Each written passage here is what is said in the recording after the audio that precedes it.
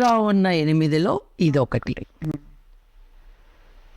ఈ సూర్యుడు ఒక నక్షత్రం. పాలపుంత అనే గ్యాలక్సీలో ఈ సూర్యుడు కొన్ని లక్షల సూర్యులలో ఒకటి. ఈ పాలపుంత అనే గ్యాలక్సీ ఈ విశ్వంలో లక్షల కోట్ల అటువంటి పాలపుంతలు, అటువంటి గ్యాలక్సీల్లో ఒకటి అన్న అవగాహన వచ్చాక, అది అర్థమయ్యాక, సూర్యుడు, రాసులు, అంగారకుడు, లేకపోతే శుక్రుడు, శని, అవి మంచి చేస్తాయి, చెడు చేస్తాయి, వాటికి కులాలు ఉంటాయి. శని గ్రహం శూద్ర కులం. అవును. కొన్ని నక్షత్రాల సమూహాలు, రాసులు నపుంసక రాసులు. ఇది తెలుసా మీకు? కొన్ని రాసులు మేల్ ఆర్ ఫీమేల్ అవును. ఆర్ నపుంసక. Okay, I don't know this. ఇవన్నీ 2000 సంవత్సరాల క్రితం మీరు అనుకుంటే ఓకే, ఇవాళ ఎందుకు అనుకుంటున్నావు అన్నది ప్రశ్న. ఇది కనెక్ట్ అని చెప్పిన వాడిని నువ్వు టీవీలో ఎందుకు కూర్చోబెడుతున్నావు అన్నది ప్రశ్న. వాడు మామూలుగా చొక్కా వేసుకుని తిరుగుతూ ఉంటాడు, టీవీకి రాగానే చొక్కా ఇప్పేస్తాడు.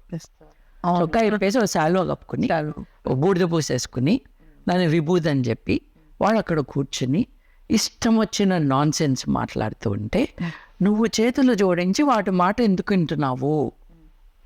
వాడేం చెప్తున్నాడు నీకు?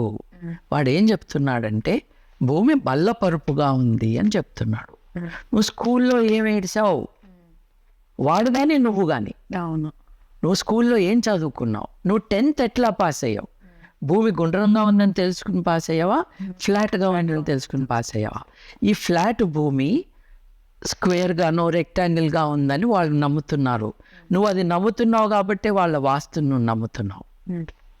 దిక్కులు 8 దిక్కులు ఉంటాయని చెప్తున్నారు. అరే, గుండ్రంగా ఉన్న బాల్కి దిక్కులు ఉంటాయరా బేవకూఫ్? అది తన చుట్టూ తాను తిరుగుతూ ఉంది. దానికి ఈస్ట్ ఇక్కడ ఉంటే మళ్ళీ తర్వాత అక్కడికి వెళ్ళట్లా, తిరగట్లా. అది దాని ఆధారంగా నువ్వు ఇల్లు కడుతున్నావా?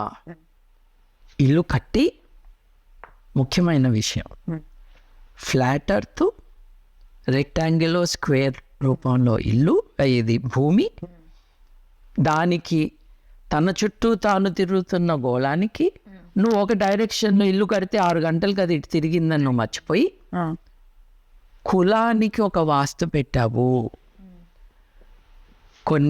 కొన్ని భూములు తీయగా ఉంటాయి, కొన్ని కారంగా ఉంటాయి, కొన్ని రాక్షస భూములు దళితులకి, బంగారం భూములు మీరు చెప్పే ఉన్నత కులాల వాళ్ళకి. అరే, ఈ భూమి కారంగా ఉంది, ఎప్పుడు తిన్నావురా మట్టి? ఇది సైన్స్ అన్నవే. నువ్వు దళితుడువా? అయితే నీకు ఆస్ప్రో పనిచేయదని ఏదన్నా డాక్టర్ చెప్తాడా? నువ్వు బ్రాహ్మణుడువా? అయితే నీకు పారాసిటమాల్ పనిచేయదు అని ఏ డాక్టర్ అయినా చెప్పాడా? మరి నీ వాస్తు సైన్స్ అయినప్పుడు నువ్వు దళితులకు ఒక వాస్తు, బ్రాహ్మణులకు ఒక వాస్తు, శూద్రులకు ఒక వాస్తు ఎందుకు పెట్టావు?